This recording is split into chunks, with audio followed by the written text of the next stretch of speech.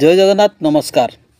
आसतु नजर पकेबा मयूरभंज जिलार आज top news update कौन कौन सब रही किंतु पूर्व आपण मानक गोटे अनुरोध वीडियोटी को संपूर्ण देखंतु आ जो मैंने प्रथम करी चैनल को आछंती सब्सक्राइब करंतु जाफल प्रत्येक नूतन वीडियो नोटिफिकेशन आपण सर्वप्रथम पाई परिबे। आज प्रथम खबर धसी पड़ा बारिपदार ऐतिहासिक अट्टालिका जुबली लाइब्रेरी। धसी पड़ा बारिपदार शतायु जुबली लाइब्रेरी राजा राजोड़ा अमल 1878 मसीह प्रतिष्ठित जुबली लाइब्रेरी नाम परिवर्तन करा श्रीरामचंद्र पाठागार रखा तेबे दीर्घ दिन यार रक्षणाबेक्षण दाबी आसला बेले किछ दिन है पूर्वर यार मरामती कार्य आरंभ करा तेबे सोमवार अपराह प्राय 4:30 समय यार गोटे पटु धसी जा फल भितर रही आसवाबपत्र अनेक पुस्तक सब नष्ट हो जाइथिबा जनापड़ी। तेबे सौभाग्यवशतः काहारी किछि क्षयक्षति घटन जनापड़ी। परवर्ती खबर बारिपदा लक्ष्मीपसी अंचल एक घर मेस रोकुवा जैनिक इंजीनियरिंग छात्रों मृतदेह मेस सीढ़ी घर पूर्वाह्न 10टा समय भंजपुर थाना पुलिस उद्धार करिछि। से लक्ष्मीपसी स्थित एक घर इंजीनियरिंग कॉलेजर मेकानिक विभाग शेष वर्षर छात्र एवं तांको घर विषय ब्लॉक बड़जामबिला ग्राम से धर्मेन्द्र नायक बड़ पुओ बुद्धादित्य नायक बयस 18 वर्ष बोली जनापड़ी। ए संपर्क में भंजपुर थाना 28/24 नंबर रे एक अपमृत्यु मामला रुजु होगा सहित स्थानीय Pandit Raghunath Murmu medical college hospital शव व्यवच्छेद कर परिवार वर्ग को मृतदेह हस्तांतरित कर मृत्युर कारण अस्पष्ट रही सहित पुलिस तदंत जारी रखी। परवर्ती खबर मयूरभंज जिला ठाकुरमुंडा थाना केन्दुजाणी ठारे सोमवार होता साप्ताहिक हाटर जड़े अजना व्यक्ति को कहीं दुर्वृत्त निआरे पड़ी मारिदेछि। संध्या प्राय 7 घटिका समय यह कांड घटिथिबा कहुछि। मृत व्यक्तिंकर पड़ा शरीर हाट पड़िया पड़ी रही बेले मृतक जनक किए ताहा जनापड़ी नहीं। तांकु कहीं धान नड़ा दे पड़ी देइथिबारु स्थानीय लोके चिन्हट कर पारनांती। रिपोर्ट लेखावा पर्यंत घटनास्थल पुलिस पहुँची नहीं। पुलिस पहुँची घटनार अनुसंधान कले मृतकर परिचय जनापड़ियो बोली कहुछि। परवर्ती खबर बड़साई थाना अधीन टांगाशल पंचायतर बड़ सरसबिला ग्राम सोमवार अपराह 4टार आकस्मिक अग्निकांड घटी 2 बखरा चालघर जलीपड़ी पाउंश हो जाता बेले लाखाधिक टंकार संपत्ति क्षति घटी। सूचना मुताबक ग्रामर हद बास्के पुओ विक्रम बास्के चालघर कौन कारण आकस्मिक अग्निकांड घटी। ग्रामर अधिकांश लोक धान कटार व्यस्त थिबारु हठात अग्निकांड बाबद जापारि नथिले।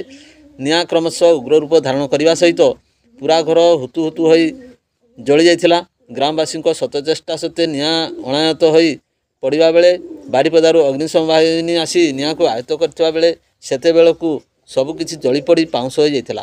अग्निकांडरे विक्रम को घरे साउती रखा जाइथिबा पाखापाखि 15,000 नगद टंका समेत आधार कार्ड चाउल कार्ड बैंक पासबुक बही भली जरूरी कागजपत्र समेत समस्त आसवाबपत्र एवं 1 क्विंटाल ऊर्ध्व चाउल 40 क्विंटाल ऊर्ध्व धान जलीपड़ी छारखार हो जाइथिला। अग्निकांड एत भयंकर थिला जे विक्रम को परिवार पिंधिथिबा लुगा व्यतीत कौनसी आसवाबपत्र उद्धार करि पारि नथिले। चाषी एवं मजूरी लगी परिवार चलुथिबा विक्रम को परिवार एही आकस्मिक अग्निकांड रे संपूर्ण बेसहारा हो पड़छि। परवर्ती खबर उपजिलापाल कार्यालय सम्मेलन कक्ष में मयूरभंज जिलापाल और एसपी को उपखंड स्तरीय युग्म जन अभियोग शुणाणी अनुष्ठित। करंजा स्थित 5 उपजिलापाल कार्यालय सम्मेलन कक्ष में मयूरभंज जिलापाल हेमकांत सोय जिला पुलिस आरक्षी अधीक्षक वरुण गुंटपाली दिवा 10 घटिका ठारू 1 घटिका पर्यंत उपखंड स्तरीय युग्म जन अभियोग शुणाणी करथिले। शिविर में करंजिया समन्वित आदिवासी प्रकल्प प्रशासन प्रवीण कुमार बालुआ 5 उपखंड पुलिस अधिकारी सुब्रत कुमार करंजिया विज्ञापित अंचल परिषद कार्यनिर्वाही अधिकारी ललित कुमार नायक करंजिया गोष्ठी उन्नयन अधिकारी प्रद्युम्न नायक तहसीलदार विद्याधरपति ररुआ बीडीओ प्रेमानंद बेहरा तहसीलदार कुंतीराणी नायक सुक्रोली बीडीओ प्रेमानंद बेहरा तहसीलदार ज्योतिन्द्रनाथ सेठी ठाकुरमुंडा बीडीओ स्वप्नेश्वर बेहरा तहसीलदार सुश्री सुप्रिया जसपुर बीडीओ माधव चंद्र बिरुआ भारप्राप्त तहसीलदार शर्मिष्ठा साहू जिला समाज कल्याण अधिकारी अन्नपूर्णा सिंकु करंजिया समन्वित शिशु विकास प्रकल्प अधिकारी मंजुला बेहरा कृषि जिला अधिकारी तपन कुमार महापात्र विद्युत विभाग एसडीओ जिला शिक्षा अधिकारी पूर्णचंद्र सेठी देव प्रकल्प अधीक्षण जंत्री नारायण दास को समेत समस्त ଲାଇନ୍ ବିଭାଗ ଅଧିକାରୀ ଉପସ୍ଥିତ ରହିଥିଲେ। ଶିବିରକୁ ଉପଜିଲ୍ଲାପାଳଙ୍କ କାର୍ଯ୍ୟାଳୟର ସମସ୍ତ କର୍ମଚାରୀବୃନ୍ଦ ପରିଚାଳନାରେ ସହଯୋଗ କରିଥିଲେ।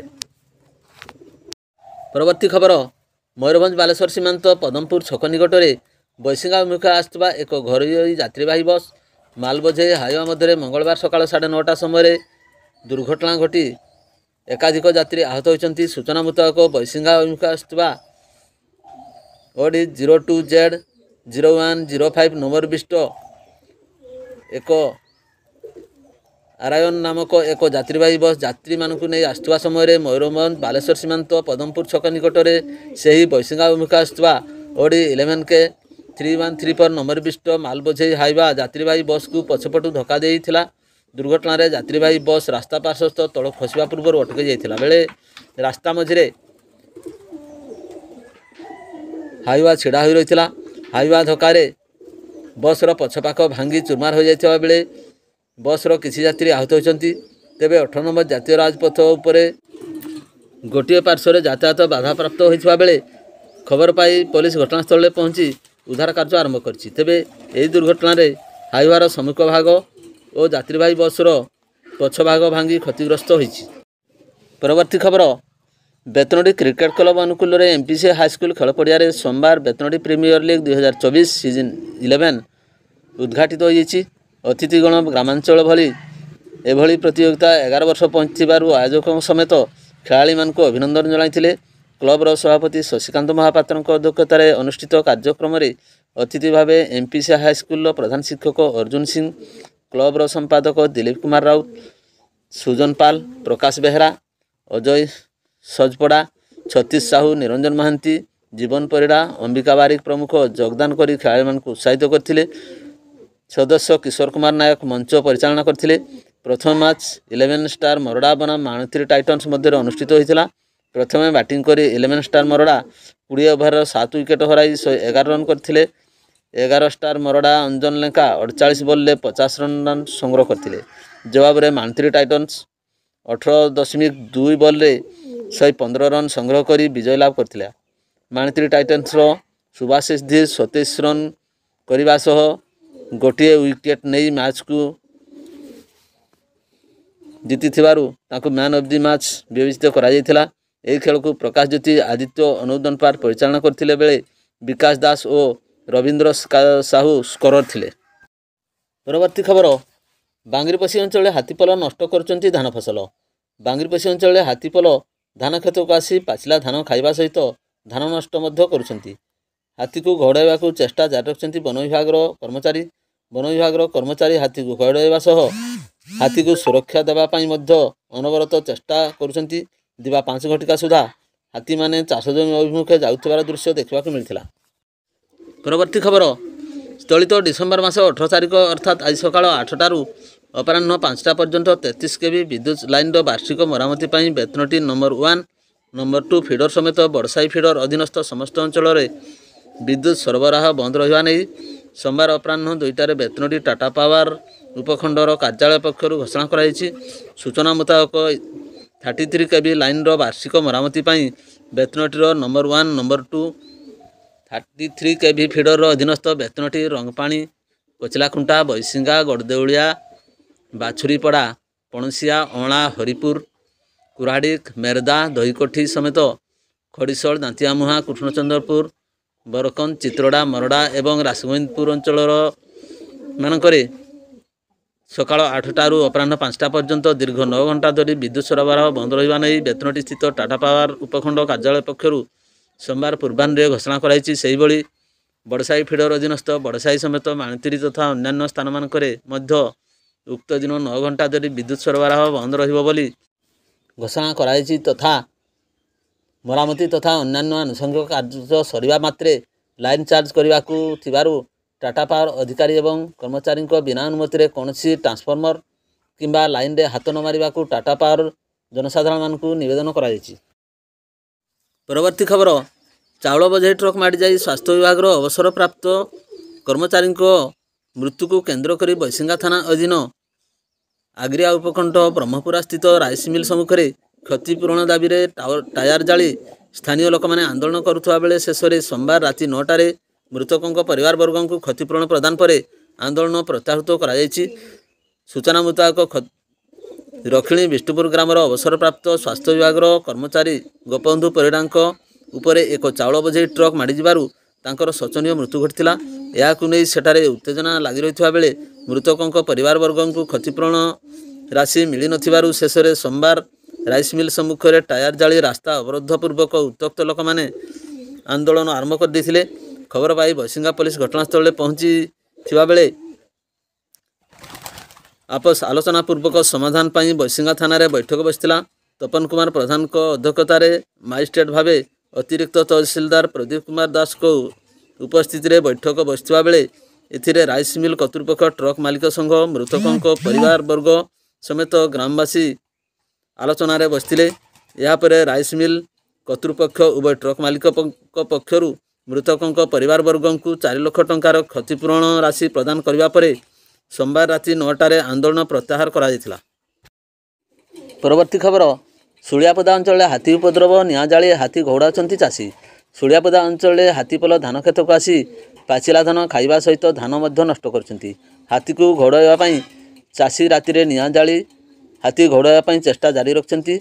वन विभाग कर्मचारी हाथी घौड़ाइबा सह हाथी को सुरक्षा देवाक मध्य चेष्टा करछंती। राति 8 घटिका समय चाषी मैंने निया जाली हाथी घौड़ाइछंती एवं हाथी किपरि धान खेत को दूर रहिबो से नहीं चेष्टा जारी रखछंती। परवर्ती खबर मोरडा ब्लॉक बेतनटी रेंज अधीन गत किछि मास ହେବ बेधड़क जंगलरू शाल गछ कटाଯିबा सहित चोरा काठ कारबार वृद्धि पाइबार लागिछि। परिवेशविद एवं साधारण लोकों चिंतार पकाइछि। मात्र वन विभाग वरिष्ठ अधिकारी पाखरे किछि खोज खबर नाही। सरकार जंगल सुरक्षा सहित चारारोपण पर कोटी कोटी टंका खर्च करुछंती हेले विभागीय अधिकारी दायित्वहीनतार लुटिया माने जंगल काटी सफा करने को बसिले। मोरडा ब्लॉक सुनाहजा पर एवं ताड़की जंगल पालटिछि चोरा काठ बेपारी चोरा भूमि। जंगल भितर विभिन्न स्थान में विशाल शाल गछ कटा जाई काठगंडी पड़िथिबा देखा पाइछंती पत्र तोलाई एवं जाळिली काठ संग्रहकारी माने। एपरिक काठगंडी गुड़िक गोटे गोटे निर्दिष्ट स्थान में ठूल कर रखाई जहां देखिले जे कहीं अनुमान करिपारिबो जे यह योजनाबद्ध चोरी उद्देश्य रखाई। सोमवार विशेष सूत्ररू खबर पाई बारिपदा वनखंड अतिरिक्त वन संरक्षक रविनारायण महांती निर्देश क्रमे बेतनटी रेंज अधिकार मनोहर खाँ सदल बेले संध्या समय जंगल भितर पड़ता एकाधिक शाल काठगंडी जबत कर ट्राक्टर जोगे कृष्णचंद्रपुर सीजीआर यार्ड को आणुथिबा सूचना मिली। भिडियोटी को शेष पर्यंत देखिथिबारु अनेक अनेक धन्यवाद।